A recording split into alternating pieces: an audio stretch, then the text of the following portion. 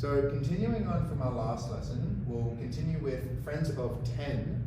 Now, does anybody have the answer for question 1? It's obviously 4, sir. Good answer, Tahlia. The answer is 4. Now, going on to the second question, does anybody know the answer for 3 plus what equals 10? So continuing on from our last lesson, we'll continue with friends of 10. Now, does anybody have the answer for question 1? It's obviously 4, sir. Callie, I love how your hand is up. What do you think the answer is? It's 4.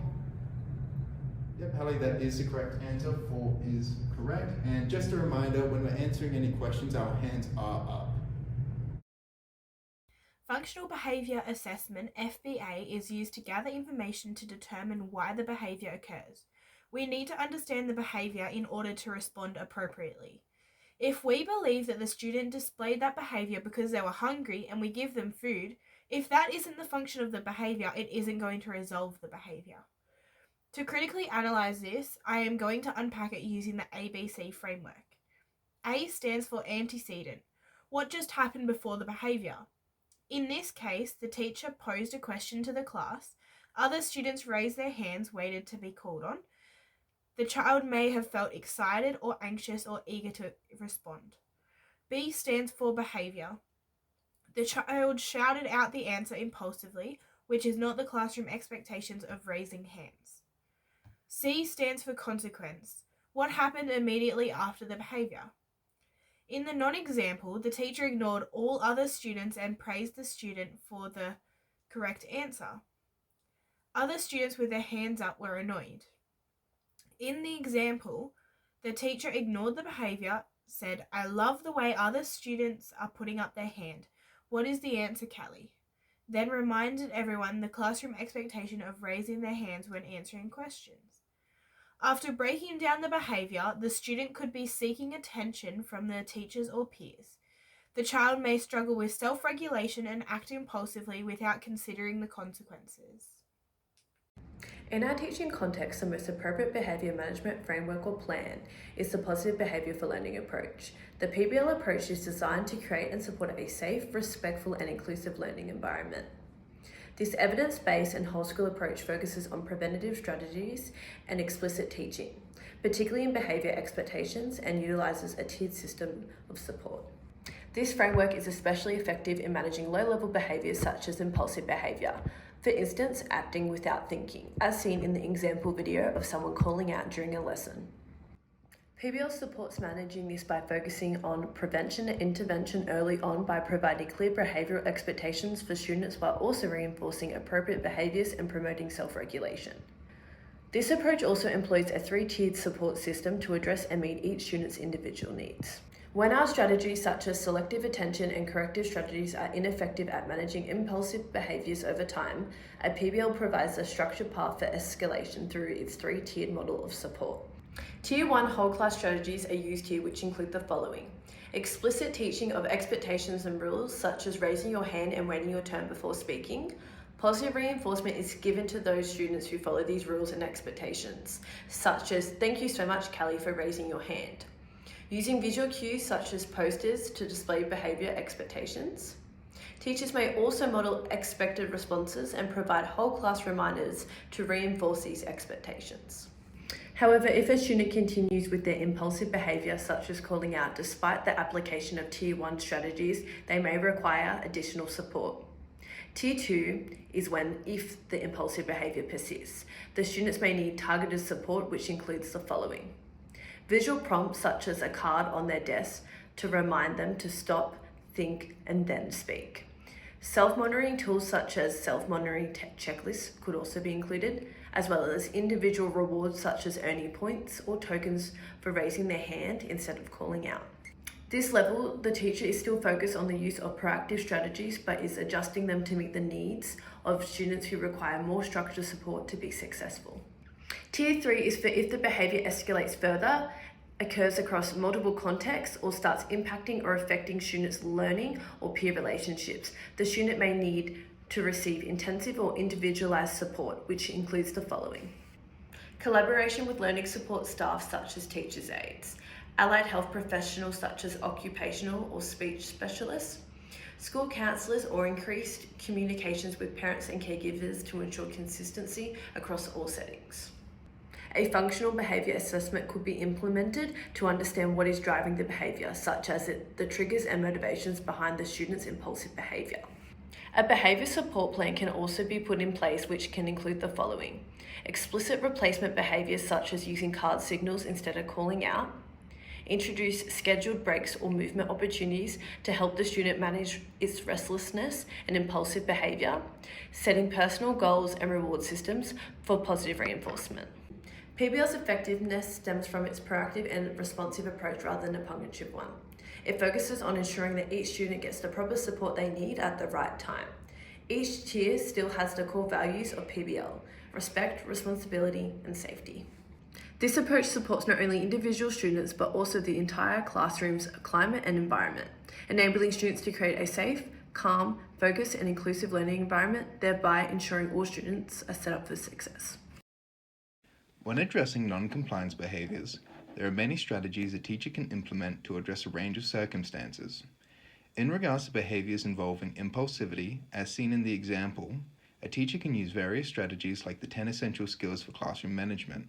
In the example, we use 3 strategies to effectively address the behaviours, those being selective attendance, followed by cueing parallel acknowledgement, and establishing expectations to address the non-compliance behaviours. Selective attendance is a strategy where, when a non-compliance behaviour first occurs, the teacher will intentionally not provide an immediate reaction. This is provided that the situation is controlled. Through withholding the immediate reinforcement, such as a reaction or verbal acknowledgement, it aims to reduce any attention the student may desire.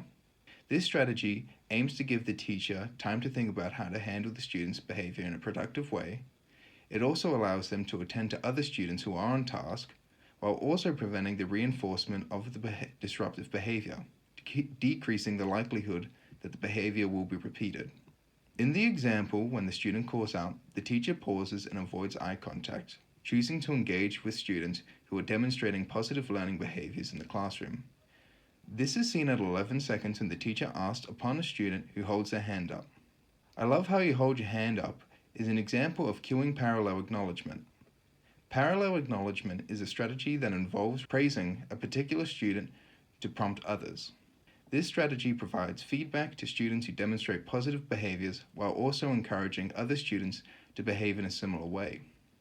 These 2 strategies communicate to students that positive participation rather than interruptions earns the teacher's attention. In contrast, during the non-example, we see the teacher in the same scenario, in which they both acknowledge and encourage the behaviours seen in the video. Choosing to instead praise the behaviour, this action would disenfranchise other students who are trying to demonstrate positive behaviours. Through the acknowledgement of disruptive behaviour, it would then lead to other students following suit. In the example following the parallel acknowledgement, the teacher would then use corrective strategies to calmly re-establish expectations in a clear and neutral manner. This can be seen at 23 seconds, where the teacher addresses non-compliance behaviours by reminding the class, "When we're answering any questions, our hands are up." This allows the teacher to remind students of accepted classroom behaviours while also indirectly addressing the non-compliance behaviours. Using the strategy selective attendance helps teachers avoid reinforcing disruptive behaviours. Attention-seeking behaviour can, in the short term, be tactically ignored. By not giving any verbal or non-verbal recognition, we have the opportunity to avoid unnecessary reinforcement of the behaviours. Rogers B. 2015. In regard to impulsive calling out, it is often maintained by the teacher's attention, both positive and negative. Reducing the responses thereby makes the behaviour less likely to be reinforced over time. Selective attendance allows educators to give the student attention on our terms rather than simply reacting/reinforcing the child's attentional pattern. Roger B. 2015. In addition to the initial use of selective attendance, by using cueing parallel acknowledgement and re-establishing expectation strategies, as shown in the example, it ensures that the classroom rules remain clear and explicitly reinforces them. This prevents any confusion for students, reducing inconsistency.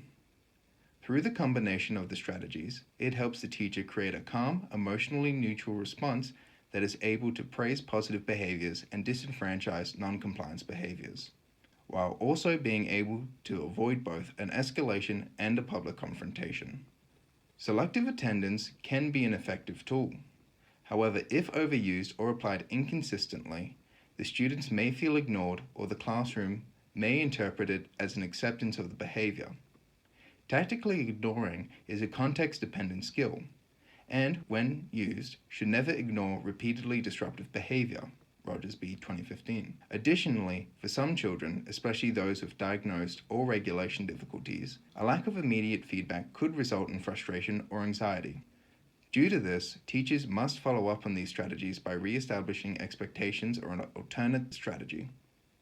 While the weaknesses of selective attendance can be mitigated by establishing expectations, if this approach provides ineffective with calling out continuing, more targeted interventions may be required, such as visual cues or direct teaching of replacement behaviors. With this in mind, the strategies in our example's context are best suited for targeting attention-seeking behaviors, and for these reasons why this strategy, within the positive behavior learning framework, would be most appropriate for Tier 1 universal practices. Overall, this strategy supports teachers in creating a positive classroom climate by reducing the need for reinforcement and direct confrontation, while also maintaining a supportive learning environment for all students in the classroom. It balances a calm, non-reactive stance with clear correction, helping to create a classroom culture of respectful interaction and self-regulation.